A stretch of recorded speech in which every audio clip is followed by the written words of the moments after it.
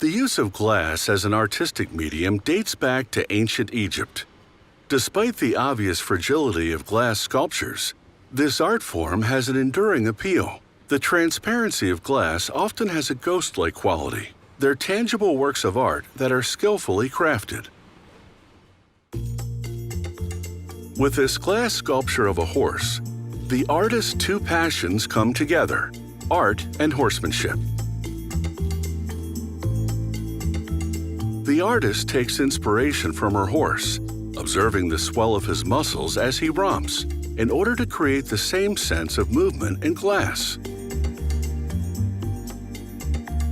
She then draws a series of sketches of the horse in different stances. These sketches are an artistic study. They help her work out the sculpture's form before actually creating one. She cleans solid glass rods to prepare them for sculpting. This is borosilicate glass, which is more resistant to thermal shock than other kinds of glass. She brings the glass into the flame of a torch to soften it. Once softened, she can fuse two of the rods together.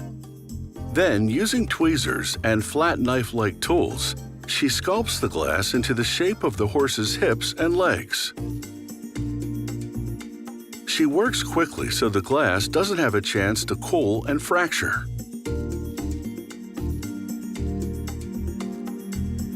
She adds a smaller piece of glass and forms it into a tail. She constantly turns the glass as she works it to make sure it looks good from all angles. She melts glass in front of the hips to build up the body and shape the horse's belly, back, and chest. This is intensive and precision work. The piece must be exposed to a well-adjusted flame and constantly moved, so it doesn't become too hot and melt too much. She adds glass to the front and sculpts the shoulders and part of the front legs. She removes a little piece of extra glass. She deposits this sizzling unwanted bit in water to cool it down and dispose of it safely. She does more work on the front legs. She'll refine them and form hooves later. But now, she bakes the partially sculpted glass horse in a kiln. This is the first annealing, which realigns molecules to prevent cracking. She forms the head and mane separately from the body. This is more intricate work. The features are much more detailed, so she uses smaller tools. Once she's shaped the eye sockets, she melts little blobs of black glass into them. She sculpts the eyes with a flat knife.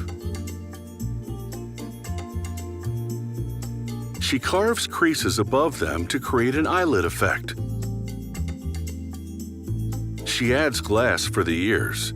Then, using a tool called a masher, she pinches the ears to squeeze them thinner. She heats them again. This process can cause the ears to stick together, so she cuts them to separate them.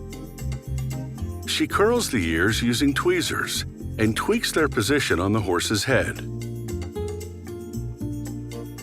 She melts the base of the head to the body, and they become one. She fuses more glass to the back to craft a mane, and after another annealing, she returns to the legs. She softens them with a flame again and adds definition to the fetlock joints.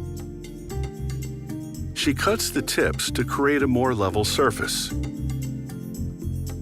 She melts black glass onto the ends of the legs and sculpts it into the shape of hooves. With a series of tools, she tweaks each hoof until she's satisfied this glass horse will stand the way she wants it to.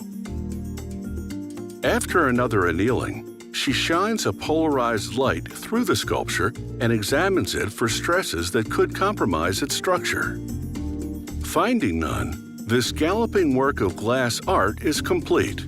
It's been made with great care and caring.